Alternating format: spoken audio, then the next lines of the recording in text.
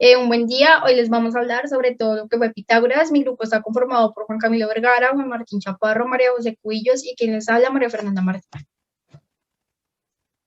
Bueno, Pitágoras fue uno de los personajes más conocidos de la historia, fue matemático y filósofo griego que vivió entre los años 570 a 497 a.C.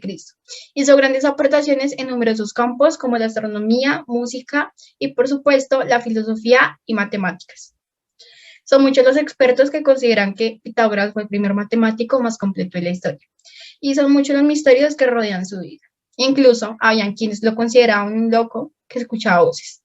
De lo que no hay duda es que fue el primero en establecer una relación entre las matemáticas y la música. Nació en la isla de Samos, aunque durante su vida vivió en diversos lugares porque su padre era mercader y tuvo una excelente educación. En el año 535 a.C. viajó a Egipto, donde se acercó a creencias religiosas, que lo llevaron a fundar sociedad secreta en Italia. También fue en Egipto donde Pitágoras se acercó a la geometría, a lo que lo valió a formular el conocido como teorema de Pitágoras, para calcular los lados de un triángulo rectángulo. En el ámbito de la música, la aportación más importante que hizo Pitágoras fue la formulación de las leyes de la armonía. Además, logró establecer intervalos proporcionales y la relación de disonancia o consonancia, creando así la escala musical. Se desconoce mucho sobre la muerte de Pitágoras, aunque se asume que ocurrió en el año 496 a.C. Según algunas fuentes, o años posteriores, según otras, luego que la hermandad pitagórica fue desmembrada por sus rivales políticos, según la primera versión, que había muerto en la ciudad de Metaponto, donde se exhiba su tumba en tiempos del Imperio Romano. El pitagorismo fue una corriente filosófica y religiosa que fue instituida por Pitágoras, de Samos. La influencia de él fue tan importante en esto que se llegaron a formar discípulos llamados pitagóricos, la escuela pitagórica, conformada por filósofos, músicos, matemáticos y astrólogos. Sí, la escuela pitagórica, el movimiento pitagórico fue una comunidad religiosa que se ocupaba básicamente de trabajar el ascetismo y el estudio de las matemáticas, juramentándose el mantener el secreto de las enseñanzas que se aplicaban en la escuela. Pitágoras recalcó la importancia de la forma sobre la materia al poderse manifestar la estructura material. La especialidad de alguna de las técnicas pitagóricas fue conseguir en la ciencia de la matemática uno de los métodos para poder solucionar el enigma del universo y una herramienta para la purificación del alma.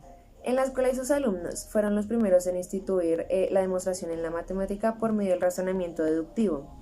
Igualmente se les atribuye la palabra matemática, que significaba ciencia por excelencia, y la clasificaron en 4 especialidades tales como la geometría, aritmética, música y astronomía, y se conservó estas ramas por más de 2 milenios. Los pitagóricos le atribuyeron un valor muy importante al número. El testimonio de Pitágoras fue: Dios es, en efecto, número, y por número explicaba el número natural común. Sin embargo, para Pitágoras no todo tiene números, sino son entendidos como cosas. Buenas tardes, mi nombre es Juan Camilo Vergara y hoy voy a hablar sobre el alma en la filosofía pitagórica. El concepto del alma en la filosofía pitagórica está fielmente influenciado por la religión orfírica, una religión de la antigua Grecia relacionada con Orfeo, quien era conocido como el maestro de los encantamientos. En esta se nos dice que el alma está en el cuerpo como si el cuerpo fuera un tipo de sepulcro o cárcel, y para liberarse de esta tiene que purificarse.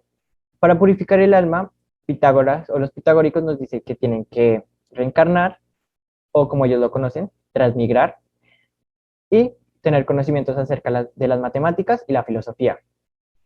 Al igual que el cosmos, el alma tiene como función principal conocer el orden y la armonía divina del universo, además de producir armonía, orden, paz, bienestar y salud al cuerpo. Un dato para tener en cuenta es que esta visión sobre el alma influye posteriormente en la visión antropológica del ser humano que tiene Platón. Buenos días. Les voy a hablar sobre los pitagóricos. Bueno, Pitágoras afirmaba que los números eran el principio de todas las cosas. Esto era su arte. De acuerdo con Pitágoras, a cada cosa le correspondía una figura y esta figura a su vez correspondía a un número de acuerdo con su forma, ya que las cosas son números. Al estar los números definiendo las formas, si estos no existieran, entonces las cosas tampoco podrían existir. Su arte tenía que ver con los números. Todas las cosas eran números. y fundamentaba esta afirmación gracias al estudio y relación que realizó entre la música y las matemáticas.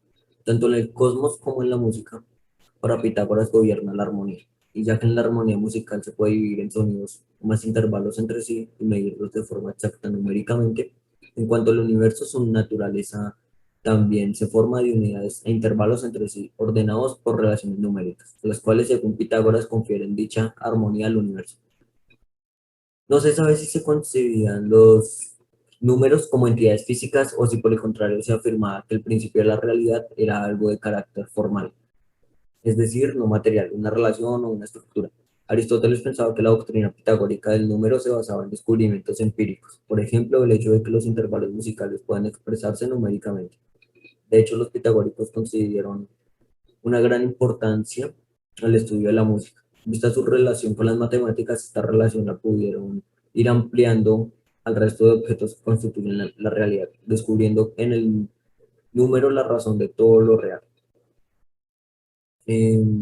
lo que llevaría a convertirlo en el arte de los milesios. Parece además que los pitagóricos concibieron los números espacialmente identificando el punto geométrico con la unidad aritmética. Las unidades tendrían pues extensión espacial y podrían ser consideradas, como dice Aristóteles, como el elemento material de las cosas.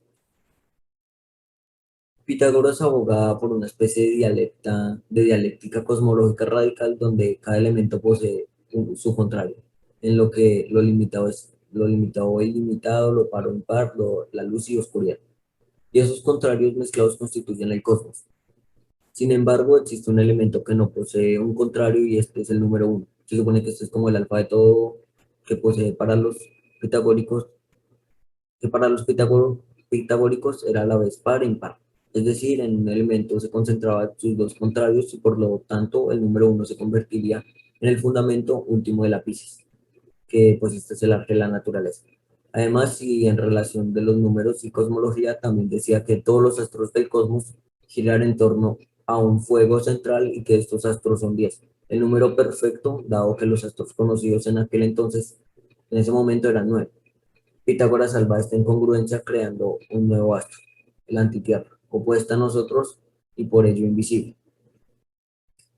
Es dudoso que los pitagóricos hayan podido interpretar el número como una realidad de carácter formal o como una estructura de la realidad, es decir, como algo no material, dado que la aparición clara de la concepción de una realidad no material difícilmente puede anticiparse a la reflexión platónica sobre el tema. No obstante, pese a las explicaciones de Aristóteles, tampoco queda muy claro cómo podría interpretarse el número como una entidad material. También en su vertiente matemática influirán en Platón los pitagóricos. Es cierto que esta concepción cosmológica puede resultar un poco extraña o como con cosas por rellenar. Por la ciencia de hoy, no obstante, lo esencial de la propuesta de Pitágoras o los pitagóricos es destacar la importancia de las matemáticas para explicar la naturaleza del cosmos. Muchas gracias.